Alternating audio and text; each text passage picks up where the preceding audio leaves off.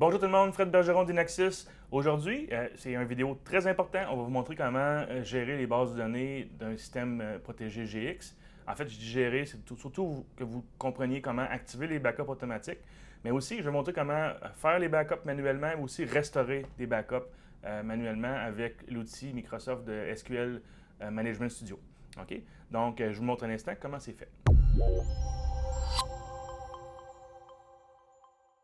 Comme je le disais, très important, vous devriez toujours activer les backups automatiques dans un système protégé GX. Puis moi, ce que je conseille en plus de ça, le système GX avec SQL va faire un backup des bases de données ou une sauvegarde, pardon, des bases de données dans un répertoire précis, disons à minuit à tous les jours. Après ça, ce que je vous conseille, c'est de faire une tâche planifiée avec soit un logiciel de backup ou avec Windows directement pour envoyer ces fichiers-là sur un autre chemin sur le réseau. Évidemment, on le sait, souvent, un serveur ou un poste de travail, ça va planter quand le disque dur fait défaut. Et là, si vous perdez le disque dur, vous perdez les backups de base de données.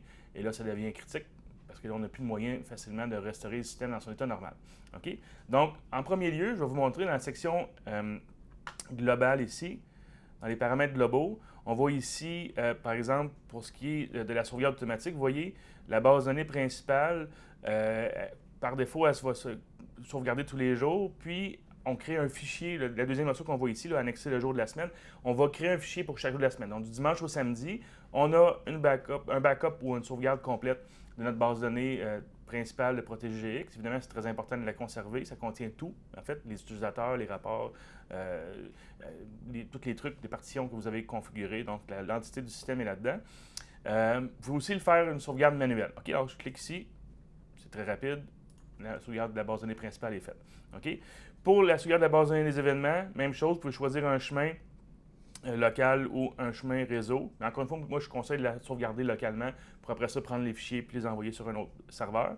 OK? Donc, si le chemin réseau n'est pas disponible à ce moment-là, la base de données va se prendre quand même. OK? Alors, je ferai une sauvegarde manuelle ici. OK? Donc, rapidement, c'est facile de faire une sauvegarde manuelle. Ça va vous servir si vous avez besoin de déplacer le système GX vers un autre serveur. OK? N'oubliez pas de faire déverrouiller votre numéro de série avant aussi. Donc, je vais vous montrer, on a vu comment aller faire la sauvegarde. On va vous montrer maintenant comment faire la restauration. OK? Je dois fermer le client Protégé GX parce que ensuite de ça, dans les services, je dois avoir arrêté le service d'update de Protégé GX comme ça. Ce qui va arrêter le serveur de téléchargement, la base de données, en fait, le service de data de la base de données principale, et puis les services d'événements. OK? Donc là, j'ai la possibilité maintenant d'aller faire des changements dans la base de données. Sinon, quand les services sont utilisés, on aurait eu un accès refusé à la base de données. OK? Donc, les services sont arrêtés. On va ouvrir l'outil de Management Studio de SQL, Microsoft. OK, donc, normalement, c'est le chemin local et le nom de l'instance par défaut, à moins que vous l'ayez nommé autrement, c'est vraiment Protégé GX. Alors, on se connecte à la base de données Protégé GX. Ici, dans la section des bases de données, vous allez voir que j'ai déjà mes deux bases de données comme ça. OK? On va faire comme si on était sur le nouveau serveur dans ce cas-là, fait qu'on va les supprimer. Comme ça ici.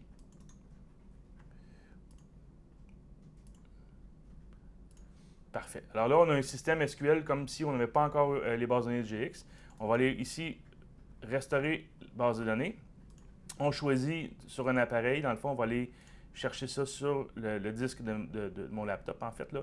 Dans la section, dans le fond, c'est, en résumé, c'est dans Programme Files, SQL Server. Là, c'est la version. Après ça, MS SQL puis Backup. OK? Donc, je vais aller chercher ma base de données principale. Je fais OK.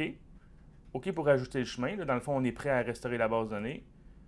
C'est déjà fait. OK? Évidemment, sur un site existant depuis des années, la base de données va être un petit peu plus grosse, mais c'est toujours la base de données d'événements qui est beaucoup plus volumineuse. OK? Donc, ici, vous voyez maintenant, j'ai la base de données de Protégé GX déjà restaurée. On fait la même étape encore. Et puis là, on va aller dans le même chemin réseau. Chemin local, pardon. Ici, on va aller chercher le backup de la base de données d'événements. OK? Parce qu'évidemment, pour qu'un système fonctionne bien, ça prend les deux. Avec ça, on n'a rien perdu. On n'a pas perdu d'événements ou de rapports, on n'a pas perdu de base de données principale non plus. OK? Donc, vous voyez, c'est déjà fait. Les deux bases de données sont restaurées. Maintenant, tout ce qu'il vous reste à faire, c'est démarrer les services de Protégé GX pour que le système redevienne en fonction. OK?